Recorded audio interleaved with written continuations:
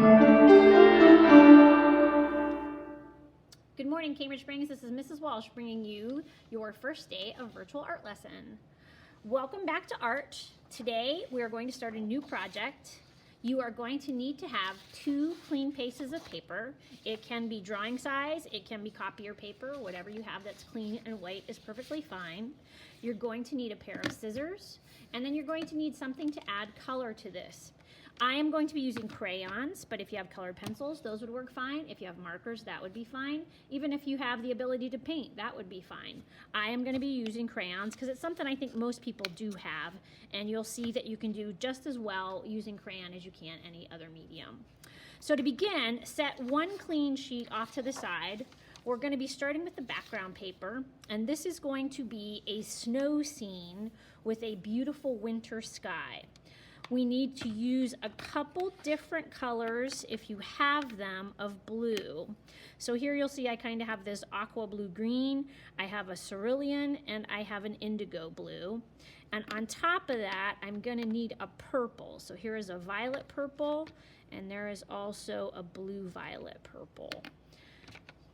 To begin, we need to put a horizon line on here, but I don't just want a flat, boring horizon line. I want it to be a little bit of snow mounded up. So I'm going to take one of those colors, and it does not matter which one you start with, and we're going to put a gently rolling little snow drift across our paper. So below this horizon line, this is all going to remain snow, so it's the place on your paper that stays white. Above this horizon line, we are going to add these winter sky colors. And winter sky, we're using cool colors, different shades of blue and different shades of purple. And you see me scribbling all the way up the paper and purposely leaving gaps of white in between. So there's my first layer, and that is the blue-green. I'm going to switch over to the cerulean. And I'm gonna put, it's a darker color blue with a little bit of purple in it. We're gonna fill in some of the white gaps on the paper with this, but not all, because we have all those other colors to layer as well. And sometimes I go right back over top of the first layer, and sometimes I fill in the white areas. Switch to another one. Oh, those look very same color, don't they? That's okay. We're gonna keep layering anyway. And your goal is to fill this entire paper up. Notice I keep my movement of my hand at my elbow going side to side. I'm never going to turn my paper and start going in a different direction. It just doesn't end up being as neat color-wise when you start scribbling in different directions. That's a lot of purple. I'm going to go back to a blue. Oh, that's a pretty blue. That adds a nice little contrast to the other colors. And I do want this color to go all the way down to that horizon line.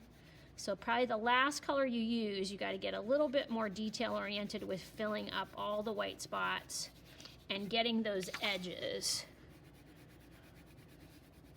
But again, it's a side to side movement. You never suddenly change your direction and start going from top to bottom instead. And it just builds those cool colors into this beautiful, cool winter sky over top of that snow at the bottom of our paper. You can pause the video to finish yours if you need extra time at this point. If not, here is what my finished example looks like. That is the first part of this project, and we are going to set that aside and keep that available for tomorrow. But the next thing I need you to do is take your second piece of clean drawing paper. It is in portrait direction, so it is higher than it is wide. We're going to roll the bottom edge up to the top, line those up, hold it steady, and slowly mush down that center of the paper to crease. Open it back up and use your scissors carefully. Cut right on the crease so you now have 2 rectangles of paper the same size. We are only going to use one of these today, but you do need to keep the second one for later on this week. So I'm going to place this over with my background paper that we finished already. Now, this paper, we are not layering colors. We are just going to use brown. And I've done a couple of examples of these. So my brown crayon got pretty dull. So I'm going to take some of the wrapper off of it so I have a bit more. And then the same rule applies. I want to cover this entire thing with brown, but I don't want to be changing directions. It just causes there to be problems with the way that the color looks when you switch directions. So once I start coloring side to side across the paper, I'm going to make sure I stay in that direction. And I do want you to get this color right up to the edge, so be careful wherever you are working at home. You don't want to come off the edge and be drawing on somebody's desk or somebody's furniture. If you have just a scrap piece of paper nearby that you could put underneath the edge of your paper, so that when you go off the edge of your paper, you're protecting anything underneath that you don't want to be accidentally scribbling on, while also bringing that color all the way across the paper to the edge. And I can flip it over and be still going side to side and get right off this edge. When we're in the art room, it's easy because our tables are easy to clean off. But when you're working with me in art at home, you got to be a art smart thinker. You've got to be thinking about where you're working with materials, if you're being safe where you're working at. Make sure you protect things at home the way that your parents would want you to when you're working with me.